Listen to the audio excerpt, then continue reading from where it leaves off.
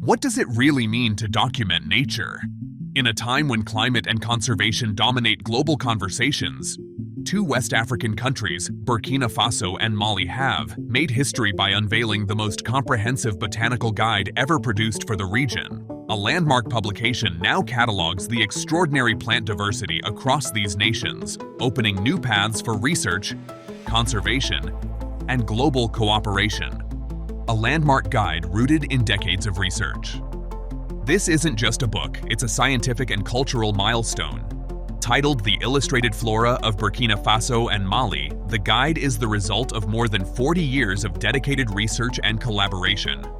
Written entirely in French, it compiles the work of botanists from Burkina Faso, Mali, France, Switzerland, and Germany. Leading the foundation of the research is Jean César, a distinguished botanist with over 3 decades of experience in West Africa's flora. His earlier work in plant research and the training of young botanists became the backbone of this extraordinary publication. This newly released Flora offers, for the first time, a full and verifiable inventory of ferns and flowering plants across Burkina Faso and Mali. The scale is impressive: 2,631 species in total, including both native and introduced plants. Of these, 2,115 species are confirmed in Burkina Faso, 1,952 in Mali, and 1,453 species are shared between the two. The guide's significance is amplified by its visual and scientific richness: 2,631 scientific illustrations, and over 800 high-quality photographs, each paired with detailed descriptions, distribution maps, and plant identification keys. Understanding the ecosystems of a vast region. West Africa's ecosystems are incredibly diverse, and this guide lays out how climate plays a pivotal role in shaping them. From the unforgiving stretches of the Sahara Desert to the arid Sahel and down into the greener savannas and scattered forests of the Sudanian zone, the region reveals a spectrum of ecological zones that support unique plant communities. Each zone presents its own biodiversity challenges. The Sahel, for example, is especially vulnerable to degradation and desertification. Conservation efforts there are often disrupted by conflict, instability, and lack of resources. Despite these challenges, this botanical guide represents a tangible achievement in recording and preserving the environmental wealth of the area. A tool for conservation, education, and development. Beyond its scientific rigor, the Flora Guide serves broader purposes. It's a conservation tool, a reference for policymakers, and a source of knowledge for local communities. Crucially, it helps identify not only common plants, but also rare, threatened, overexploited, or invasive species. It empowers governments, NGOs, and researchers to make informed decisions that can influence sustainable development and biodiversity management. The guide also bridges the gap between traditional knowledge and modern science. It includes an index of local plant names in languages such as Bambara, Dogon, Sonrai, Sinufo, and Pule, making it accessible to those who have inherited generations of knowledge about the land but may not speak the language of academia. And it doesn't stop there. A digital open access version ensures that this information reaches the widest possible audience. The plants we rarely see, now brought to light. One of the most striking aspects of the publication is its attention to rare and under-documented species. Around 330 of the listed plants have only ever been recorded once in either Burkina Faso or Mali, although some exist in neighboring countries. Even more compelling is the rediscovery of nearly 40 near-endemic species that mostly exist only in these two countries and have not been seen in over 40 years. Many of these are aquatic plants growing in the fragile ecosystems along the Niger River or in small wetlands that are increasingly under threat. The book also updates scientific knowledge on over 100 species that were previously poorly understood. Some of these are believed to be entirely new to science. A standout discovery is a previously unidentified Brachystegia tree found in the Geneva Botanical Gardens herbarium, which still awaits a formal scientific name. These updates underscore the urgent need for further study and protection, particularly as some of these plants live in areas now too dangerous to access due to security concerns. Plants with purpose. The value of the flora isn't just ecological or scientific, it's also deeply cultural. Many of the species cataloged have traditional uses in medicine, agriculture, and crafts.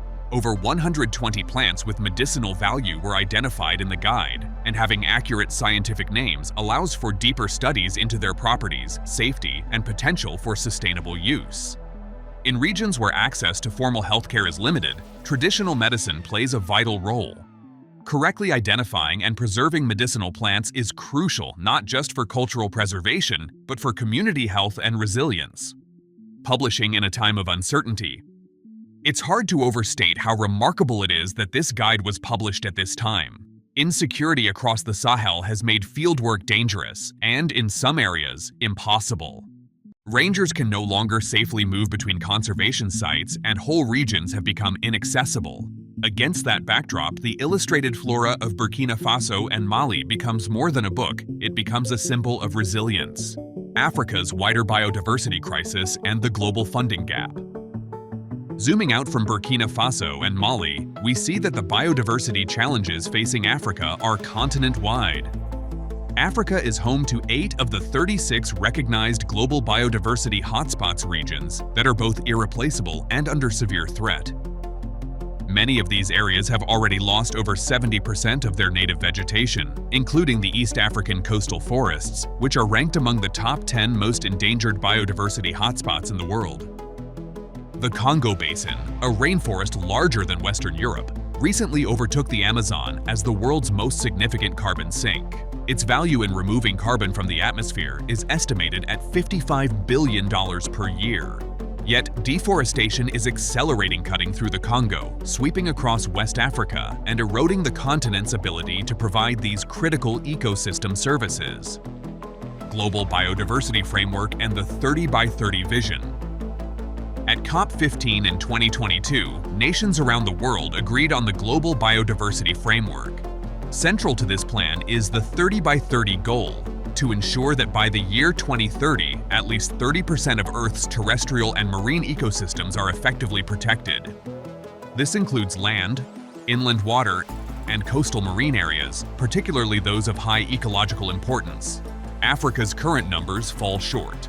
Just 19% of its land and 17% of surrounding seas are under some form of protection.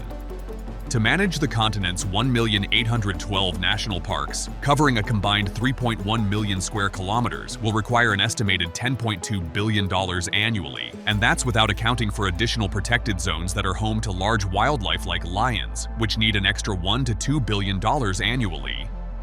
To meet the 30 by 30 vision continent-wide, experts estimate that between $20 billion and $25 billion in funding will be needed every single year. Payments for ecosystem services and the role of local communities. One of the most promising models for linking conservation to economic incentive is payments for ecosystem services. This approach compensates landowners or communities for managing their environments in ways that benefit everyone, like preserving watersheds or capturing carbon in forests. In East Africa, pest schemes have been successfully piloted in Uganda, Kenya, and Tanzania. These programs are helping to reduce conflict over natural resources and correcting unfair arrangements where only elites previously benefited. In Tanzania, funds for marine and coastal ecosystem protection come from commercial fishing licenses, ecotourism taxes, and oil and gas revenues, which are then used to pay coastal communities for conservation efforts. Conservation, sovereignty, and economic risk. The stakes of biodiversity loss go well beyond the environment. Ecosystem collapse can trigger financial instability. Fisheries, tropical timber, and wild pollination aren't just ecological services, they're revenue streams. If they fail, countries may face credit downgrades that lead to higher borrowing costs or fiscal crises. The estimated global spending on biodiversity currently stands at $78 to $91 billion per year, well below what's needed. But as sovereign debt concerns mount and climate change tightens its grip, there's a clear economic incentive for African nations and the world to scale up investment in nature. The illustrated flora of Burkina Faso and Mali is more than a catalog. It's a record of heritage, a scientific resource, and a timely tool for protecting biodiversity in a region where the stakes are high. It shows what's possible when global cooperation meets local expertise, and what's at risk when we wait too long. So what's growing across the Sahel isn't just plant life, it's a powerful story of science, sovereignty, and survival. As Burkina Faso and Mali bring their rich biodiversity into global focus, this Flora record is just the beginning of what Africa has to teach the world. If you want more high-impact stories like this, real, researched, and rooted in the African continent, make sure to subscribe to the channel and turn on notifications.